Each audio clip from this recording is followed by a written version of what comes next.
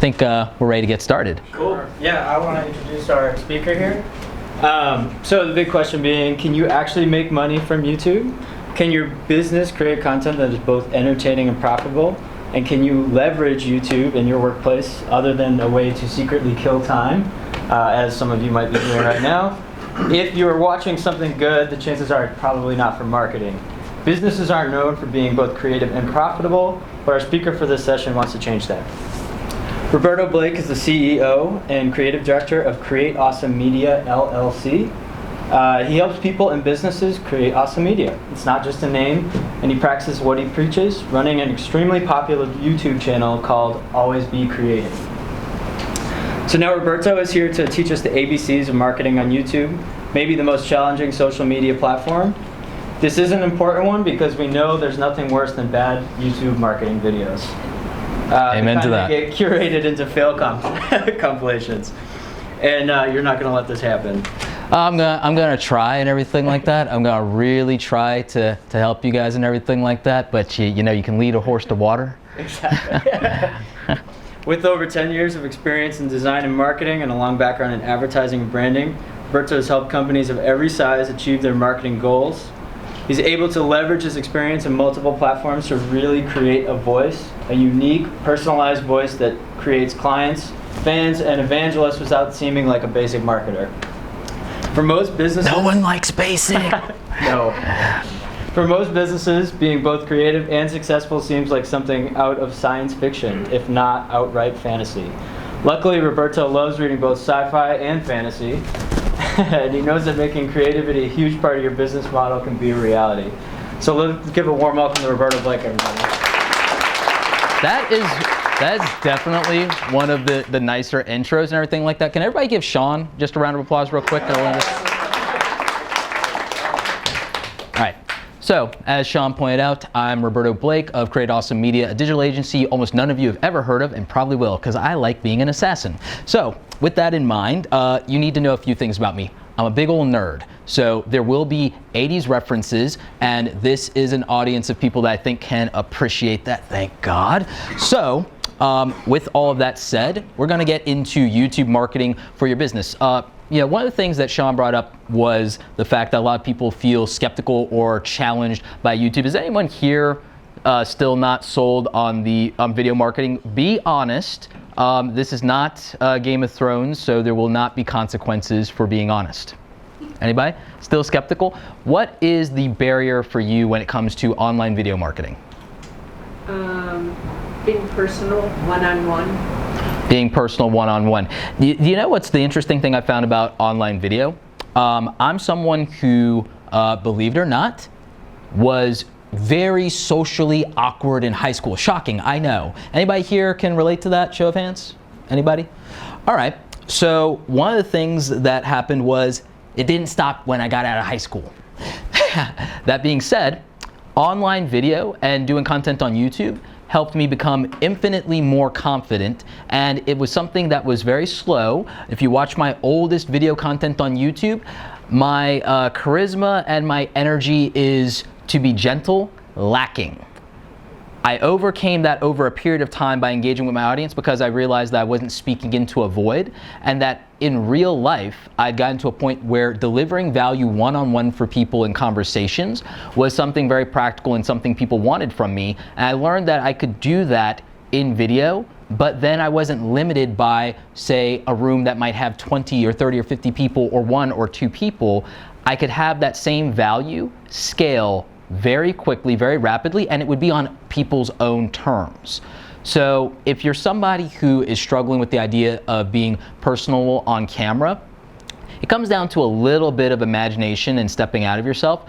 Because I am such a nerd and because I'm a little bit of an eclectic person, as many creatives are, what I did when I had to stare at an inanimate object and talk to it like a human being was I just imagined that it was a human being that I was having a conversation with. How would I convey the same information or have this conversation with a friend of mine or a colleague or a family member and do it without boring them to death? And watching my own videos and judging them very harshly through the course of over 1,000 videos that I produced online was very helpful for me in becoming a public speaker. It was very helpful for me in even working with my clients, because I learned the importance of doing online video. Through that, I learned how to be concise, how to communicate something very practical in 5 minutes, 8 minutes, or how to go in depth and do live streams that would last 2 to 3 hours of nothing but Q&A. Those things actually helped grow me as a human being, an entrepreneur, a businessman, and an educator. So if your barrier is that you don't think that you can be personal on online video, what I'm here to tell you is, in the context of YouTube culture, whether somebody is 16 or 60, I've seen people do nothing but that, because that's what people come to this platform for, beyond just watching cat videos. Ultimately, people come here to find like-minded people who can either entertain, educate, or inspire them. Anybody here bought a product in the last 30 days that was influenced by an online video? Show of hands. Anybody at all? Anybody here considering what phone they want to shop for right now, choosing between whether they get the iPhone 10 or one of the other iPhone products? Show of hands. I see a lot of Apple users here, so I know you guys got to be curious about the iPhone 10. The odds are, if you decide to do any research on that product, you're going to see a couple of people that I like from the YouTube space. You're going to probably see iJustine. You're probably going to see Marquez Brownlee. You're probably going to see quite a few people from the tech community that are very personable, very likable, tell you why you need to spend $1,200, $1,200 on the newest iPhone. And enough people will actually do it. So does that help a little bit with what your anxiety point is around online video and YouTube? Maybe it's just because I'm more analytic than creative. So That's okay, because I guarantee you that there are people on the platform just like you that value that. I'm someone who is both. And that's what got me through what seems like the impossible task of creating, producing, editing, and distributing 1,000 online videos on YouTube alone over the past 4 years, and doing over 1,000 live streams across multiple platforms, including YouTube, Facebook, Twitter, Meerkat, rest in peace, Blab.im, rest in peace, and several other dead and buried live streaming platforms, because the big boys win. So the breakdown for this session, we're going to talk about why YouTube, which we kind of went there just a little bit. I'm going to actually help you guys with something you might be struggling with. What's the ROI of YouTube and video marketing as a whole? We're also going to talk about how we align that content to our audience to deliver value for them, and align that to our specific goals while keeping their goals as consumers in mind. I'm going to talk about using that content to convert, what represents quality content on YouTube, because that's a big question mark for the majority of people, including marketers. And we're going to talk about something that I know you guys are really curious about, is how to use YouTube for data-driven decisions. And then I'm going to get into some of the content strategies that I've seen implemented, that I've implemented myself with clients, and that overall generally work in this platform. But you can actually apply the context of this to many online video platforms or content creation. And then if we have a accurate countdown, we'll try to get some Q&A. And if we don't get to do the Q&A, I will be here and I will be out in the hall, and I will take any and all of your questions one-on-one. So let's go ahead and jump into it. YouTube is a marathon. If you think that going to YouTube and doing content marketing is going to produce quick, immediate results, that you're going to go ahead and you're within 48 hours going to see a leap in sales, I'm here to completely dissuade you of that delusion. It is a marathon. I was a track and cross country runner in high school. Show up and suffer. That is what going to YouTube is. Show up and suffer. And do that for an extended period of time, with the idea being that, you know what, while you're showing up and suffering, if you're actually doing it intentionally, even if you don't win the gold medal, you'll walk away with some muscles and improved stamina. In the context of YouTube, what I learned over the course of doing 1,000 videos, and the net benefit to me, a lot of people look at the YouTube subscriber count, they look at millions of views. I've done over 250,000 subscribers and about roughly 18 million views, going on 19 million views. And that's not the success metric that I use when it comes to YouTube. The success metric that I use when it comes to YouTube is the fact that in producing, shooting, and editing over 1,000 videos, I got really good at producing videos. I got really good at conveying information on video topics and on other topics using video as leverage, I got really good at the ability to be confident on camera, and it made me more confident in person when it comes to presenting. It did help me grow a public speaking career. It helped me increase growing new clients with regard to consulting. It helped me actually build a very strong network of contacts, and allowed me to work with some of the best brands in the world. It allowed me to work with Adobe and Dell and Samsung, among others. And it also introduced me to literally some of my best friends in the world to this day, people that I will fly across the country to spend an afternoon with in a heartbeat. And I guarantee you that it's probably going to be how I meet my future wife. Guaranteed. I will take anybody's bet on that. That being said, you have to think about what is the context of you using YouTube in the first place. Well, YouTube is the second largest search engine in the world, owned by parent company Google, the first largest search engine in the world. It's the largest trafficked website as far as number 2 ranking for that. Number 1, of course, being Google itself. 80% of online video traffic in 2019, according to Cisco Systems, will be online video. YouTube stands to get a substantial market share of that. YouTube doesn't just distribute through their website, they distribute on mobile devices. They're owned by Google, who also owns the Android platform and operating system. YouTube has a very robust app within Apple devices and that ecosystem. YouTube just introduced their YouTube TV product to move people away who are cord cutters to their own video streaming service, and are going to be offering live television through that, as well as distributing their own content. They're leveraging the artificial intelligence platform of Google. This is a lot of me saying the words Google. So if you're not convinced that YouTube has value for you, I'm pretty sure that nobody here is convinced that Google has no value for them. So I would take a look at one of their strongest things in their product line, and I would make that correlation. Now, that being said, in terms of active user base, anybody here have a lot of people pushing them to do marketing on Instagram or Snapchat? Those of you who work in organizations, are you getting a little bit of push to do content in Snapchat or Instagram? Show of hands, anybody? Right. So last time I think I checked the active amount of users in Snapchat and Instagram, and these numbers may have shifted since I last looked at them. I think we're looking at user-based numbers like 300 million and 500 million active users. Does that sound about right to everybody? Yeah, YouTube has about a billion active users, which is about roughly, I think, a third of the people who are on the internet. So whether you're trying to reach millennials, Gen Xers, baby boomers, if they're on the internet, there's a substantial chance that they're on YouTube, because they're either trying to learn how to do something, they want to learn how to tie a tie, or they've got 10 minutes to kill in the airport. So if you're still struggling with why YouTube, I hope we've cleared at least a little bit of that up. So goal alignment. Ultimately, when it comes to marketers, this is the thing that I see a lot of people struggle with. The goal of marketers is to help with brand awareness. It's also to help drive direct sales, and it's also to help with bridging the gap in terms of communication and trust with the consumer base. Do we all agree that that's, a pretty concise assessment of what we're trying to accomplish for ourselves or for our organizations?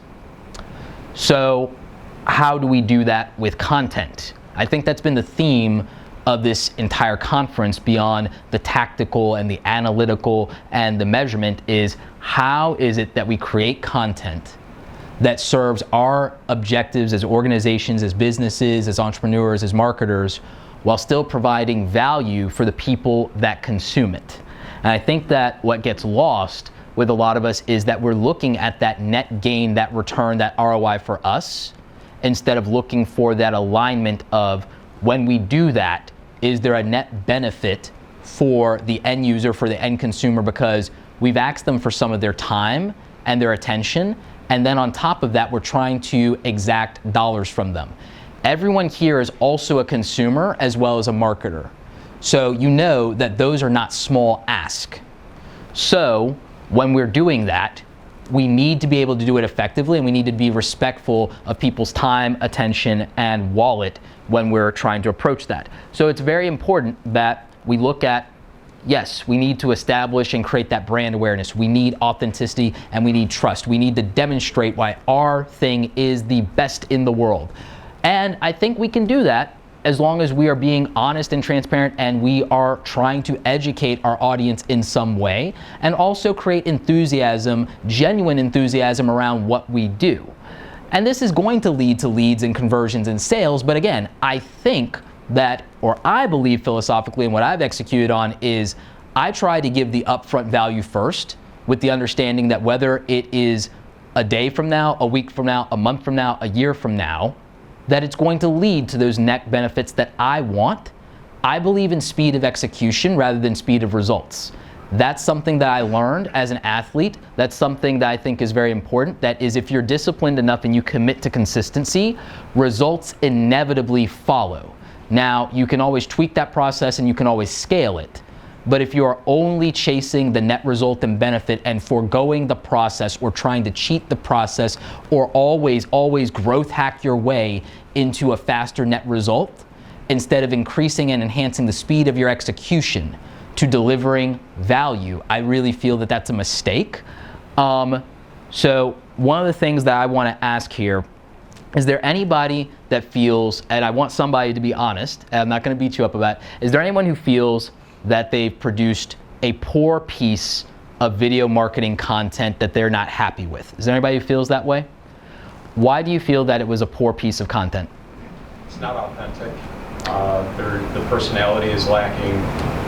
It's basically a salesperson talking to a camera, and you know that they have that barrier there, and they're only telling you what they think an audience wants to hear rather than what the intrinsic value might be of that product or what they're trying to explain. And the authenticity is by far the biggest problem with it. Has anyone heard that before, that a lack of authenticity is the barrier? And is there anybody who's feeling that right now, that they don't know how to convey what they're trying to accomplish in terms of these goals in a way that feels authentic and feels genuine and feels like it gives value? Anyone, show of hands, feel that way right now? I think that that's what a lot of people probably more than anything struggle with. And I definitely do want to get in that, and then I want to get tactical for a moment with you because I'm not one of these raw, fluffy, motivational speakers. I actually believe in tactical and strategic advice, things that are actionable more than anything. And here's how you action on authenticity. My friend Brian Fanzo has a really great name, first of all, and then he has a really great tagline called "Think Like a Fan." And I think it's one of the single most important taglines I think I've ever heard a marketer come up with to describe their philosophy. And in thinking like a fan and thinking like an end user and thinking like a consumer, if you walk backwards from what would make you feel like you can trust somebody, what would make you feel engaged, what would elicit a response from you and create enthusiasm around a product or a service or a brand, if you think about that first as a priority, and then think about the things that you have to get through on the checklist that the boss wants or that you need in order to convert, I think that you do a lot better than leading with the objective of closing the sale first. I think that when you want to approach things in terms of authenticity, you have to convey that you understand the need and the barrier and the pain point for what you're trying to action on and what you're trying to promise somebody. Primary example. Recently, we had a lot of smartphones come out, right? We had the Google Pixel 2 XL come out, and we had the iPhone 8 and iPhone 8 Plus, and now we have the iPhone 10, which I bought 3 of these phones out of the 4 because I'm insane.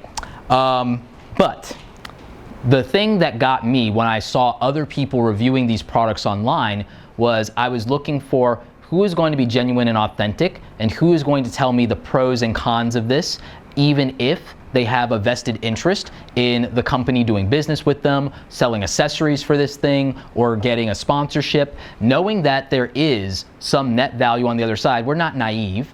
Our consumers and our customers, they're not stupid. They know that at some point we're extracting value from them, whether that's in brand awareness, social proof, an actual sale, or something that we're doing in terms of a back-end deal. They know that there's something in it for us because it's not going to be a purely altruistic play. They're willing to accept that if they feel that they're getting something of equal value for their attention or for their dollars out of it. meaning that when people were honest about the flaws in the Google Pixel 2 XL, and Google, if you're watching, there are flaws. When people were honest about that, it made me buy into their persona and their brand more, because they were willing to risk that potential relationship, not only with, say, if Google sent them this to review, but any other company that might want to do business with them or sell their products, by being critical of it and being honest with their audience about the pros and cons of something, the flaws and the use case, and saying, well, you can get past all of that if your specific use or need for this phone is the excellent camera, or if you're really excited about the Google Assistant features, then this might be for you, and those issues are palatable, and here is the upcoming fix for them.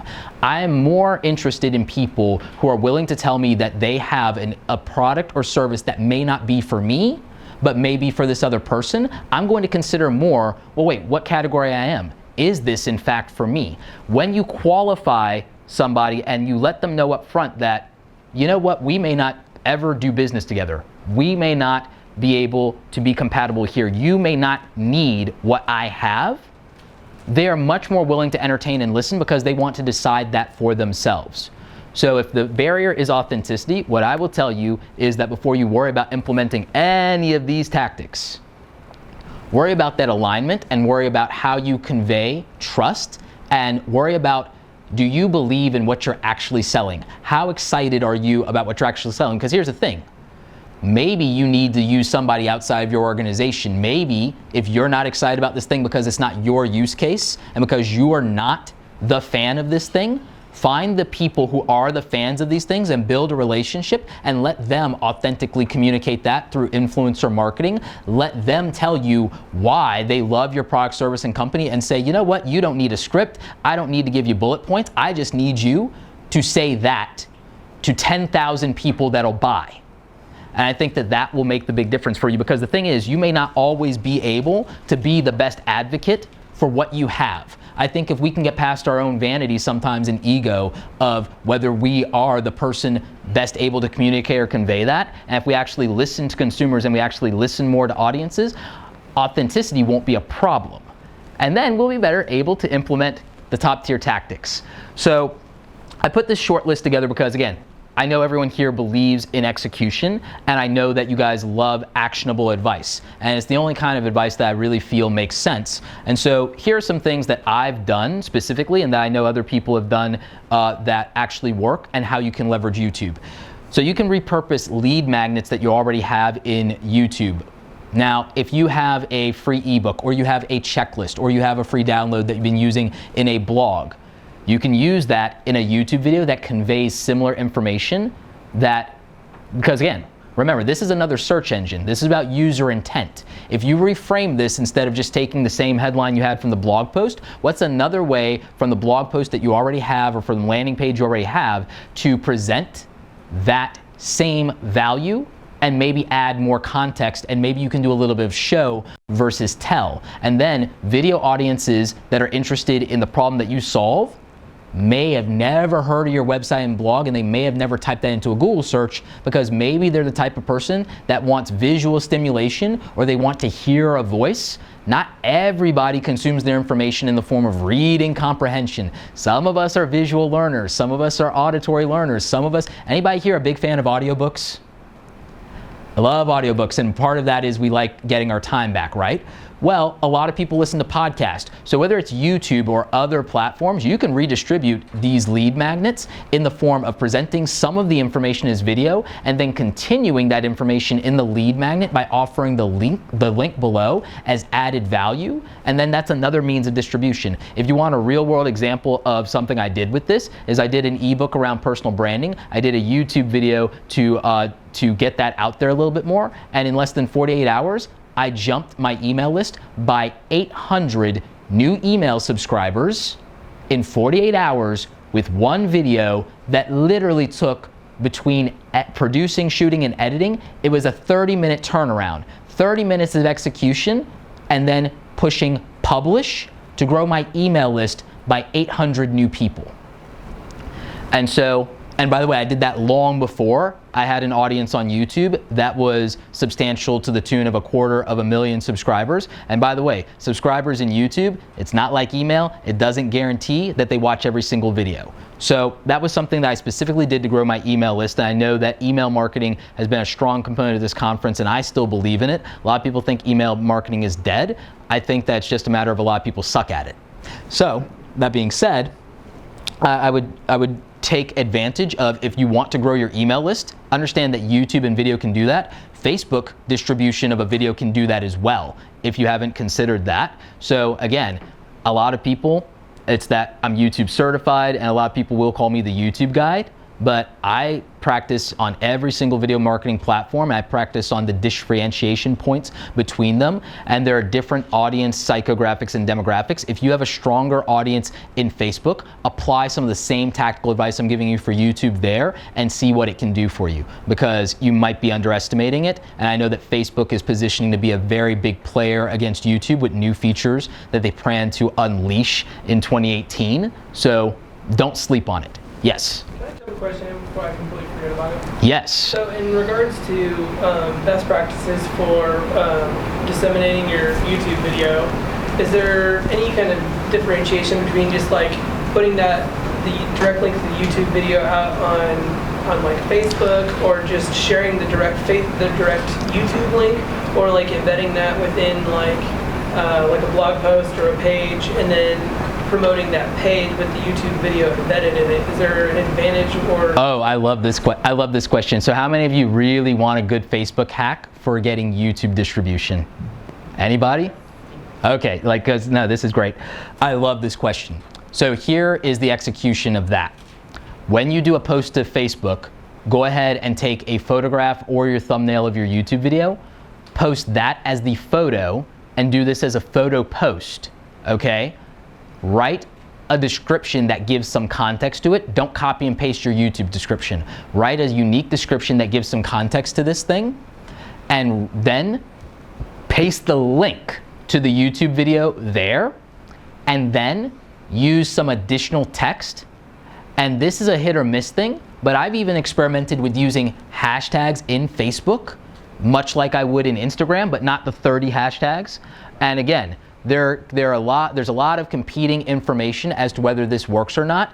What I've seen is varying results. I've seen results where I've gotten 10 times the amount of views on a video and reach, and then sometimes it's been 3 times as much, sometimes it's been the same amount, sometimes not at all. I haven't determined that that's a variable, but I would encourage you to experiment with it. But what I have seen is this: 20 times more reach on using a photo and a link that goes to a YouTube video than doing a Facebook preview that lets them play the YouTube video on Facebook. I've seen literally 20 times the reach in using that tactic.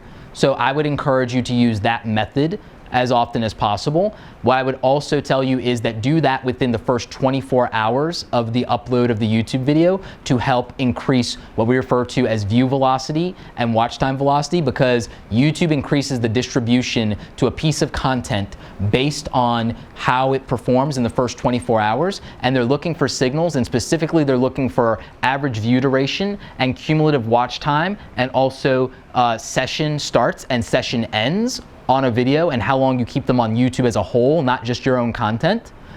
And what they are also looking for in terms of that is they are looking for people who actually get as far through the video as possible in terms of those completions. If you have a highly engaged audience in Facebook that you think would get value from this, in that first 24-hour period, for YouTube to make an evaluation of the video, I think it's crucial to distribute in as many places as possible that take people to the video on YouTube.com, not just watch it in their Twitter feed or Facebook feed or on the blog post. I still think having it on the blog post is important, but what I will say is that's more important in the second 24 hours. In the second 24 hours, any and all distribution and views are very important, because now YouTube is going to compare how this performed when they were giving it a little bump in that 24-hour period. How did it perform? And then also, what are they going to do? Like, what is it when we're not pushing this as heavily what's going on.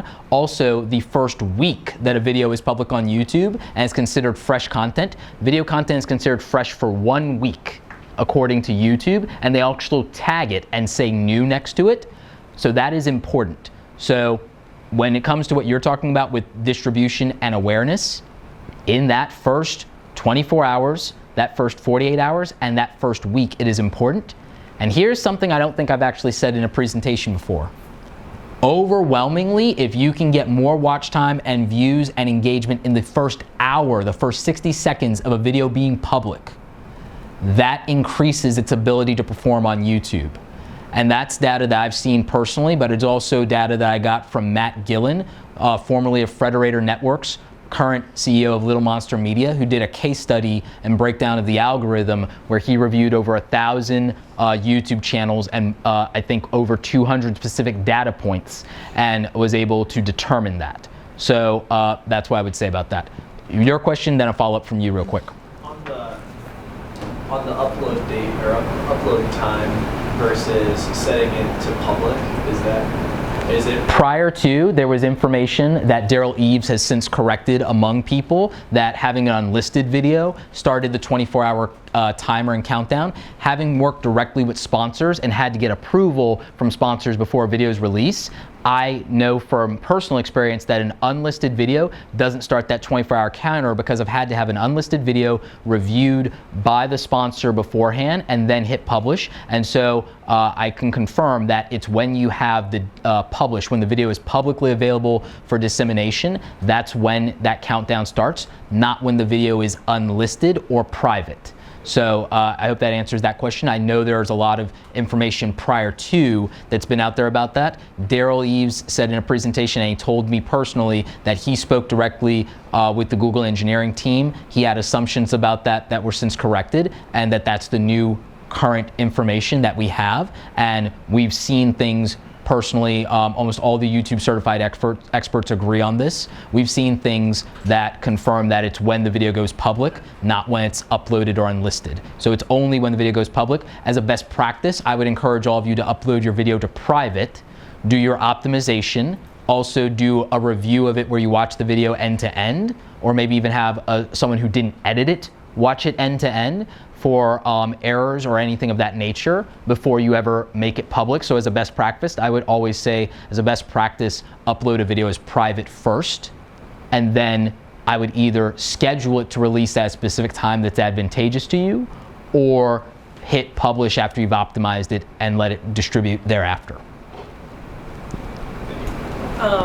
Is there any benefit to, after doing the initial post this way, like after that initial 24-hour period, coming back and then posting like the blog post back on social media to kind of get like a second bump, or is that just kind of, you know? Tactically, I would look at your specific audience and whether you have enough distribution of other content that matters to them in between that, and then also look at cycles within your audience of where posting this at this time in this format will reach this type of person, posting this at this time in this format will reach this type of person, and they have this level of availability. Because with Facebook, it's the feed that you're going with, which means that's timing.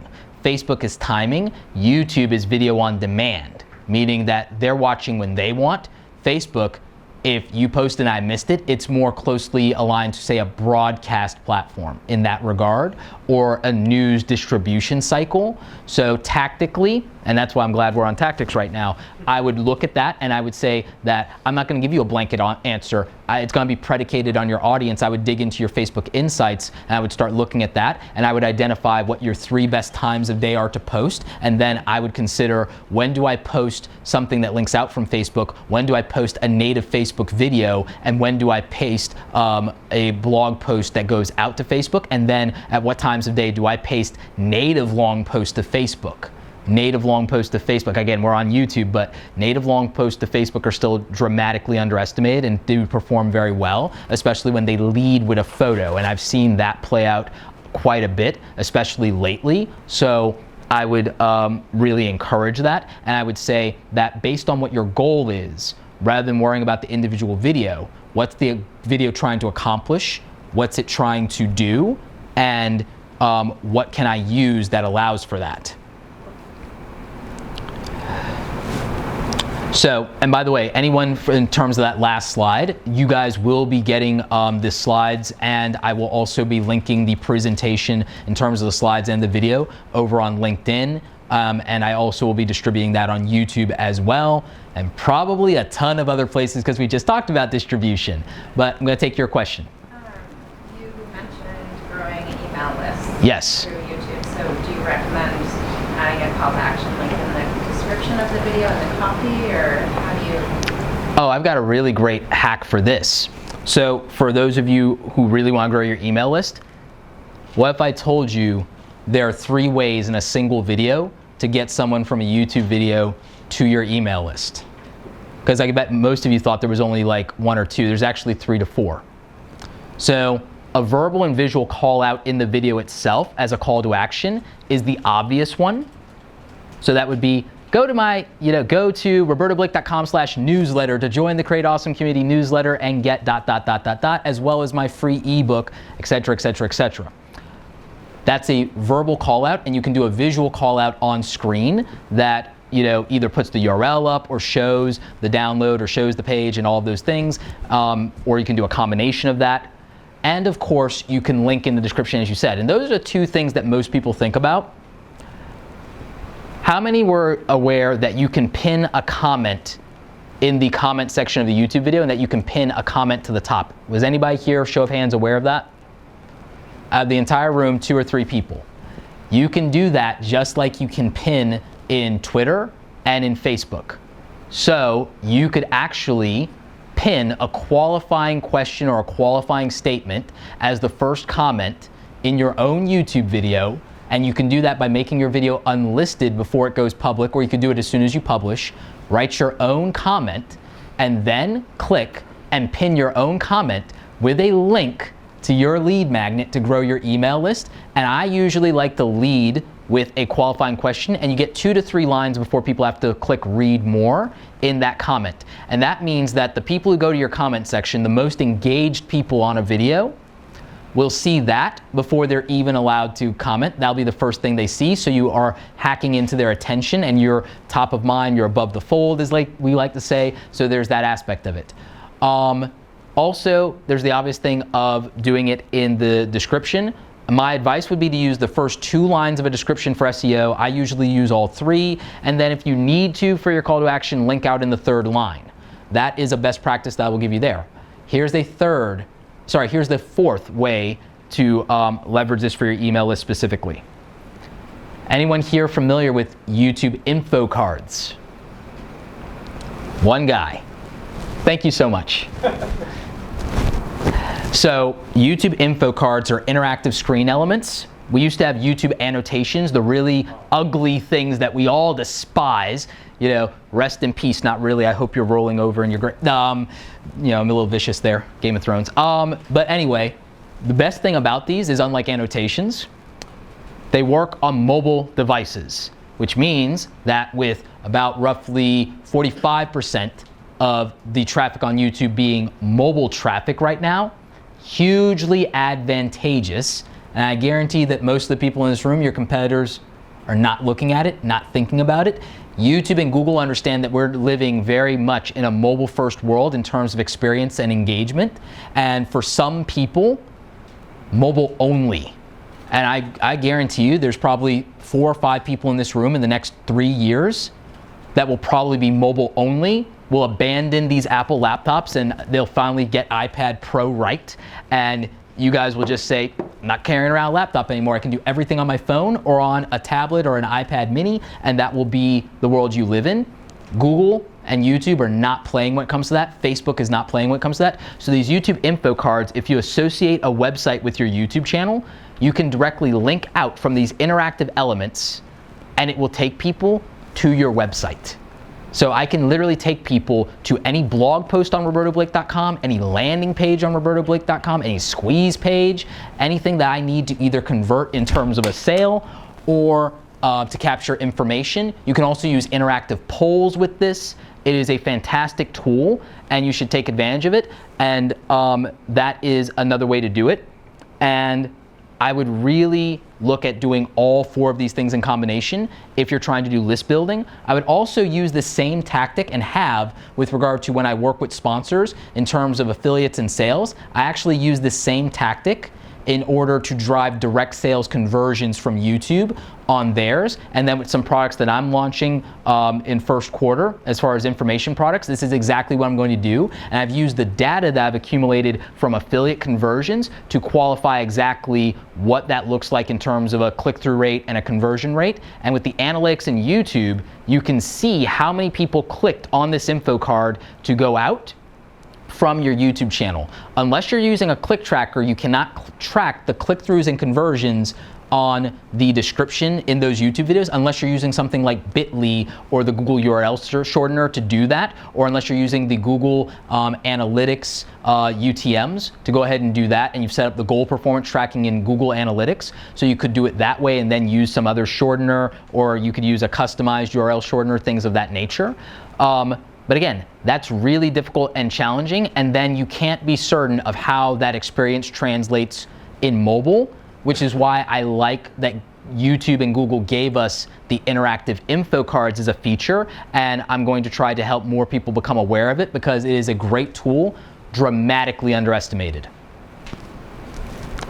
So, ROI of YouTube and video marketing. I have something that I call the S4 strategy of ROI. ROI is more than sales. Oh, great. Not everyone left the room when I said that. Fantastic. ROI is about more than sales. ROI stands for return on investment. There are times when you're not actually investing dollars. What you're investing is energy. What you're investing is time. Time is the thing that you don't get back. In my mind, time is the only currency that matters. If I literally could start to siphon, if I could convert my YouTube watch time into years that I can add to my lifespan, I'd be in a very healthy place right now.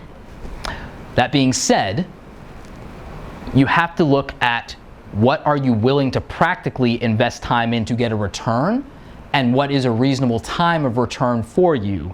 And guess what?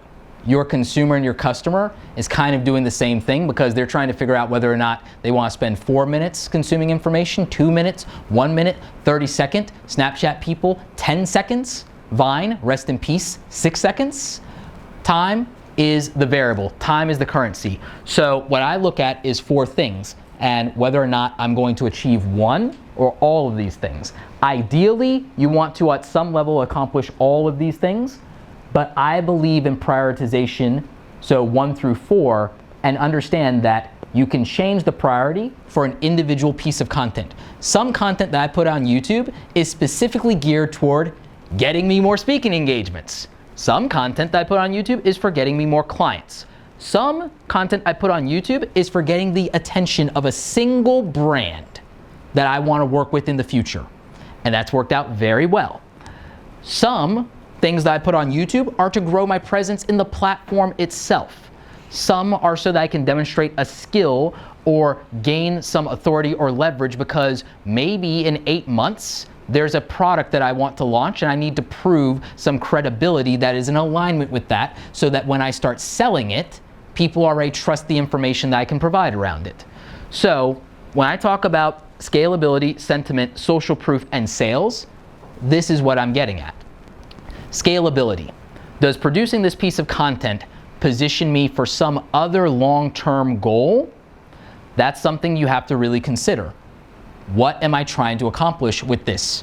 What do I get beyond a sale? What do I get beyond audience growth? What do I get? Or even if I'm trying to attain something like audience growth, to achieve what? To achieve credibility, to achieve authority?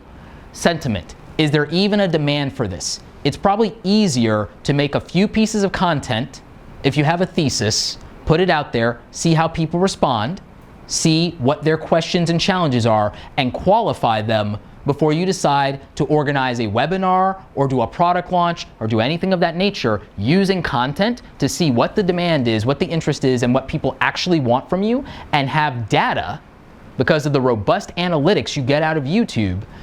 Measuring that sentiment is really important because you could easily end up producing something that there is no demand for. And it's a lot easier to make content than it is to launch a full-scale product. It's a lot easier to make a 5 or 10-minute video than to do a 2-hour webinar that nobody shows up for.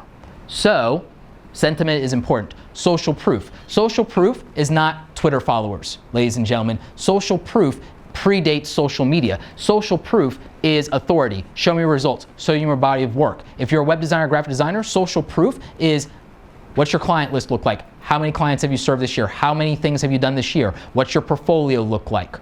Things of that nature. Social proof for some people, maybe even people in this room, is what college you went to. Social proof is exactly what it sounds like. What is this that I use as leverage to make people trust what I'm doing and to prove to them that what I have is worthwhile, or that I'm credible, or that I am an authority? Not even necessarily, you don't even have to use the phrase expert. Social proof could be determining that you are a practitioner, that you are someone who is active in this, not somebody who did it 10 years ago per se, but somebody who's doing it today. And so showing up and speaking on it and showing real results, that actually really does matter. Primary example would be that if you're, let's say, for example, you're a company like GoPro, showing that some of the top athletes and enthusiasts and exports people use your product is very powerful, and it's very important. Showing what your product can actually do for other people who are not sports enthusiasts, showing that they can use it to create time lapses of a DIY project, showing it that you can create time lapses of the manufacturing process of your product, so that if you're trying to market that and market the assembly of, say, the bicycle accessories or the products, and you want to show that manufacturing process, you can use the time lapse from GoPro, and then the video that you guys edit together and market, you can show it literally from going off of the drawing board to being manufactured to being delivered to the customer's hands to them using it. You could do something like that, and GoPro can help. This talk not sponsored by GoPro. So social proof. And of course, sales. If you can accomplish a lot of these other things, sales become a lot easier. When you can prove what you do, sales are easier. When you've qualified the audience and whether there's a demand and they even like the thing, sales become easier. And when you know that you have something that has scalability behind it, when you know that you can position for growth, when you know that, hey, you know what? If we grow our reach, if we grow our audience, if we grow our email list, we probably can increase conversions, we can probably increase sales. That is important. So why do I need to be on YouTube? What's the ROI of being on YouTube? I have another platform for distribution, a place my competitors may not even care about or think to be, which means that I can beat them to that group and that audience of sales, and it costs me next to nothing but time or the resources of producing the content. And maybe I don't even need to do that. Maybe I hire influencers who already know to do that cheaper than it would be for me to hire a camera guy, an editor, and then a talent to actually do this. Maybe I hire someone who does that every day and actually cares about my brand and let them advocate for it, and it costs me pennies on the dollar to hiring union talent. So, just a thought. So maybe that's important. Maybe growing an audience in YouTube gives you leverage for more sales. Maybe it demonstrates the viability and the value of your product, and maybe it helps you get real, honest feedback that you can measure about whether people care about your product and how they feel and how they use it, because there might be use cases for your product that you never heard of because you're not active with the community of the users and they don't know how to tell you. So, content that converts. I'm going to try and run through these because I think I'm running into time. You'll have 10 minutes for questions. All right, we're going to cut Q&A down just a little bit because I still need to actually get you guys some really good actionable advice. So, content that converts. Types of content on YouTube. Hub, help, and hero content. Help content is what I've prioritized in YouTube because it is search engine friendly. One of the most things typed into Google and YouTube, how to ... Like whatever you can think of. Consider, for those of you who work for a company, a business, or even are entrepreneurs, look at what you do and what you can accomplish. Walk backwards from the top 20 questions you get from people who have bought around the product that they actually use. That will be very valuable for you to produce those 20 videos. 20 videos around the questions that the most people have that actually bought, or questions that were buying questions. As they like to say in Glengarry Glen Ross, if they're on the lot they want to buy, think about who was on the lot and think about who bought. Think about what the questions they had leading up to the sales were. reverse engineer those questions into content. I would suggest video. You can strip that content from video into written and into audio really easily if you care about that. Another hint. So help and tutorial-based content, demonstrating things, very powerful. Hub content. What is the community talking about? In the context of business, being able to actually interview and talk with people about the use case of your product and service is very powerful and important. And it's something a lot of us value as marketers in the form of podcast, when people are telling us about something like Lead Pages and what it did for their business, when people are telling us about ConvertKit and what they did for their business, MailChimp, etc. We actually like hearing from the community of users, people like us, about what their experiences were. The odds are that your clients and customers feel the same way that we do as consumers around the products and services that they buy. So hub-based content is usually very share-friendly, and it's very highly engaged, and it speaks to the value that the community has around something. And then there's hero content. Hero content is content that is a little bit more produced, and usually you want more awareness around this. In the context of what we're talking about for business, it's the kind of thing that might be able to get press attention. It might be, in your case, the thing that you decide to buy and distribute YouTube ads against, or even Facebook ads against. And this will be probably the smallest percentage of content you produce. If I was going to throw out ratios, I would say go with 60% help content and maybe 30-35% community content, and then 5 to 10% hero content in your marketing mix in terms of videos. If you were going to produce 50 to 100 videos, those are the ratios that I would probably use, and I think that that would be the most helpful for some of you. And again, depending on what you're trying to do, you might be able to flip that around. A company like GoPro, it's in their name. They probably do more hero content. So I would look at that in terms of types of content you put on YouTube. A company that I think does this very well, besides GoPro, who, I'm going to have a very interesting critique on their latest GoPro Hero 6, so don't think that I'm totally fanboying. Again, not sponsored, but Adobe. Adobe is a company that I think gets this right better than most companies, because they're both a B2B company and they're a B2C company. Fun fact, if you are thinking about B2B, that B is also a C, because there's a human decision maker on the other end of it. So whatever tactics work in B2B, there is a practical way to reverse engineer them. B2C for B2B, you could reverse engineer that very practically, because again, human decision maker. Ignore numbers, remember that there's a human on the opposite end of that screen, and you'll do fine.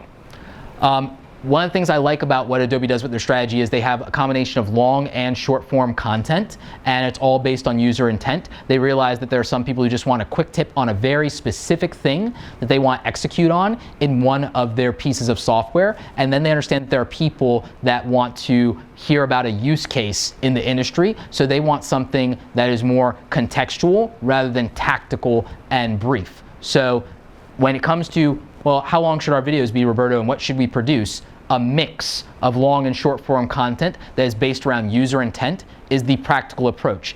If you can convey something in 2 minutes, great. You're being respectful of someone's time. If you can provide depth and context in a way that no one else can, and it takes 20 minutes to do that, give it to the people who want that depth and want that context to relieve their anxiety and to create trust with them about a buying decision, and to show them that you're authoritative enough to speak at this at length without rambling. What converts and what works? Reviews, reveals, and resources. This is extremely practical. So having people from the community and the consumer base actually review your product is very practical. Doing a compilation of that can be very practical. Samsung recently did this with the Galaxy S8. Samsung, for their ad, actually took content and they licensed this from the top tech reviewers in YouTube with varying audience sizes, including my friend Andrew Edwards, and they went ahead and compiled that into an ad for the Samsung Galaxy S8, which was essentially a highlight reel of about maybe 10 different YouTubers telling you about the features and how they use it and what they like about it and what they're doing with this phone. And that was very powerful, because at the end of the day, it was probably cheaper for Samsung to do that than to produce the commercials they usually do, and they leveraged the audience and the influence of people already making content, and that actually gave them additional distribution leverage. All of you can probably look at ways to do that with your products and services by going to the actual community And another thing that you can do is, if you're service oriented, is you can reveal processes and pain points that your ideal consumer or client has, and you can reveal enough of that that doesn't necessarily undermine the value of the product or service or system that you're selling, but qualifies the need or the desire for what this is and speaks to the pain and anxiety points that they have. And if you do that and you can be authoritative there, then you do very well. Providing resources. If you have something that you're capable of giving away for free in the form of a lead magnet, there is a powerful way to convey that, often in the terms of information that you'll do in an online video like a YouTube video. This could be in the form of training, this can be in the form of a tutorial, this can be in the form of a webinar, this can be in the form of Q&A that comes directly from questions that they've asked in social media and engaged with you. And so these things resonate very well because they're already part of the consumer experience when you walk into Best Buy in the first place. When you walk into Best Buy in the first place, someone's going to tell you how they've used the product if they've actually used it. There's going to be a point where maybe you ask a friend or family member, I use Craftsman tools to this day because Dad used Craftsman tools. He was the best product reviewer for Craftsman as far as I'm concerned. Thanks, Dad. So again, reviews work, revealing a process. If someone hadn't revealed and showed me how to use Adobe Photoshop when I was 15 years old, I don't know where I would be in life today. So revealing a process can create demand for what you do, because maybe the people who might want to consume from you aren't educated enough about this thing to make a leap or to make a commitment. So you can do that. In terms of resources, you can double down and have a better relationship and be more authoritative with someone if you provided them upfront value in the form of resources. And again, Adobe does it like nobody else. Creativity, consistency, and context. Make your videos different. Make your videos feel very different than what your competitors are doing. Different is often better than better. A lot of you are going to worry about technical quality, which I will get to, and then a lot of you are going to worry about the emotional impact and things like authenticity. And again, if you're creative, if you have a unique take on something and it's not a me too, if you're not bandwagoning and doing what you see the other 10 people in your marketplace doing, you stand out and you differentiate, and maybe you break through all the noise. Because if you want to break through anything that's saturated, then different is better than better, my friends. And when you get something that sticks and when you figure that out, be consistent, double down, triple down. If you can be more consistent, if you can be more present, if you can be more omnipresent than your competitor, you will win. Law of Pimpiquity, familiar good, unfamiliar bad. Ask Steve Urkel. A lot of guys came and went. He hung in there for 20 years. Worked out just fine. Context. Context always matters. When you can get narrow and you can get specific and you can speak to the context of what someone wants specifically for them. Sometimes you need to do that because maybe you convert those 2,000 people with a specific problem instead of trying to reach 20,000 people, which looks really good as an upfront number, but you might have a lower conversion rate. But if you get very narrow, you might have a higher overall conversion rate, and you might have more repeat business with those people, or they might become evangelists and enthusiasts. So I would rather contextually, out of an audience of 250,000 people, deliver value for 5,000 of them in a very specific way, and have their loyalty forever, than only appease people by doing the things that I know will get 100,000 of that 250,000 audience to watch every time. I'd rather go narrow than go wide and get very specific and win that loyalty over and over again through being consistent. And today, I do something just for you. And you know I did that for you. Today, I'm doing something just for Bob. Today, I'm doing something just for Mary, etc., etc., etc. And by the way, the other 10,000 people like Bob and Mary. Quality. Quality comes down to the quality of experience that the video creates. Quality is going to be something that you struggle with in your head, and it is why out of 1,000 videos, I think that my first 150, in my opinion, suck and are the cringiest thing in the world, but they were part of the process, and they helped the other 850 become gold. And so it's gonna be okay. Quality video, you can get the technical aspects of quality right fairly easily. That process can be manufactured. Good visual quality in terms of a sharp image, in terms of good camera gear, lighting, all of those things, audio, and decent editing that conveys and tells the story. So visual quality, audio quality, editing quality, those things are the technical aspects of it. And again, this slide will be available for those of you taking notes. It'll be available pretty soon. Subjective quality, I think, is more important. I think both of these things, you need both of them, but subjective quality is more important. Is this interesting to me? Do you have my attention? Now that you have my attention, did you lose me? Is this relevant? Is this still something that matters in context to me? And was this engaging, or are you boring me to death? Is this great information, and are you Ben Stein, monotone as hell? Like, are you that? Or are you somebody that conveys excitement and can make me care about this thing? You know what one of the hardest things in the world was? Getting people excited about Photoshop, because that interface is really intimidating. That thing is overwhelming. Premiere Pro, really intimidating. Getting people excited about that, not the easiest thing in the world. And that's where I started on YouTube, was with those tutorials. So again, do I have an interest in this? Interest? Think about that. That's search, that's qualifying. Those are those things. Is this relevant to me? That's social, that's shares, that's, oh, you know what? My friend or colleague might be interested in this. This is relevant to them. Let me distribute that. Think about that. Engagement. Wow, I have more questions. I'm going to comment. Oh, wow, you know what? I really like this. I'm going to let you know that I liked it. Oh, you know what? I trust you. I'm going to buy from you. Engagement. Being able to get subjective quality right, very important. We're going to speed through this last part of the presentation on research and making data-driven decisions. This part is very important to me. TubeBuddy is my secret weapon. Most of you have probably never heard of it. TubeBuddy is a Google browser plugin and appliance that helps me with keyword, metadata, productivity, and research. And one of the things that you guys will love about it is you can actually use it to see what your competition is doing, and you can see the amount of competition and search volume for a word or a phrase, multiple words and phrases. And they are also sponsoring this talk. Hashtag this is sponsored. So the keyword research in this is very robust, and it's a tool that I've been using for, I think, about 2 years now. And it's the thing that I tell every single YouTuber, whether they're a marketer, an entertainer, whatever they're doing, that they need to be using this. And the reason is that I was able, after optimizing what is today, I had a video that in its first 24 hours around passive income in its first 24 hours, it did about maybe 3,000 views. That video is a year old, and it's done over 1 million views on YouTube, and is one of the top ranked videos on YouTube. And it was underperformed because it got 95% of that traffic 6 months after I optimized it with TubeBuddy.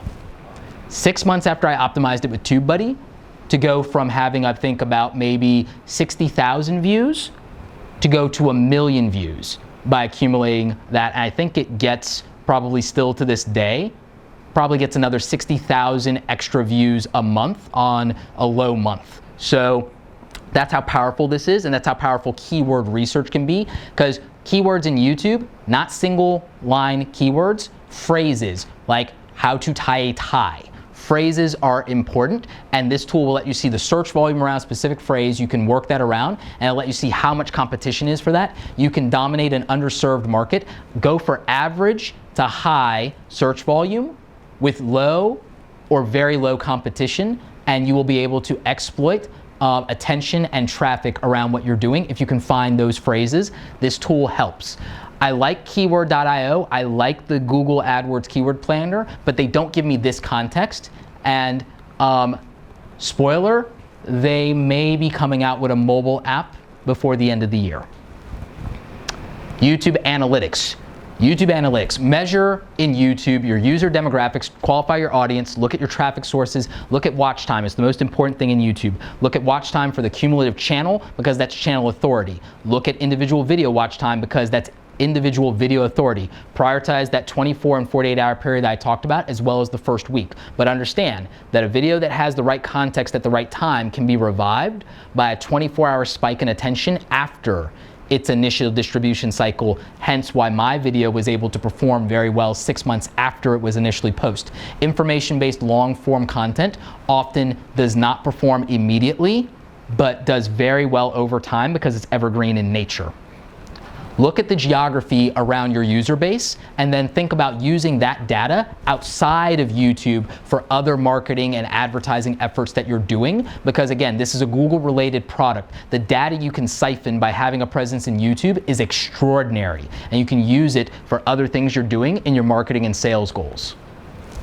And this is, again, just a little graph that shows you some of those user demographics and what you can see from that. And I think that that is something that you really need to look at if you're specifically trying to target people based on either age or geography. This is extraordinarily helpful to you. For those of you who are interested in TubeBuddy, they gave us a 20% off discount code. Go to tubebuddy.com/awesome and use the discount code Roberto's Buddy if you want to get 20% off. Now, in addition to keyword research, for those of you who want to do native Facebook post distribution of your YouTube content and don't want to have to upload it again, it has a one button publish to Facebook feature, and it will let you schedule it, and you can do that in a bulk format for multiple videos that might be in your existing inventory. And my hack for that is wait till after the 24-hour period in YouTube before posting a native Facebook video of the same content, so you're not competing with yourself at the time when you're most vulnerable in YouTube. That is a really important hack. And I think it's one of the most important things that I figured out when it came to distributing across multiple platforms is, what do I do in terms of timing to compete with myself?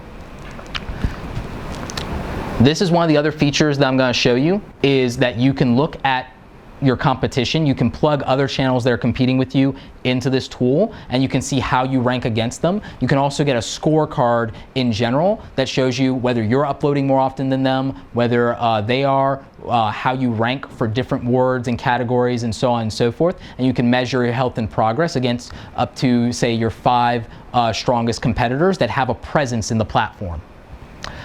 This shows you real quickly how, at a glance, I can look and track video performance on an individual video of mine. This is a video that was recent around the different phones that came out, and I was able, looking at this at a glance, to see what the overall performance and engagement rate is on this, the average view duration, the average percentage of the video watched, etc. And this is a very good at a glance on that. And this actually gives it to me in a faster context than digging through the same information. I would have to go through about 6 clicks before I could get all this information out of the YouTube Analytics platform. This gives it to me at a glance. So that's helpful from a productivity and time management standpoint.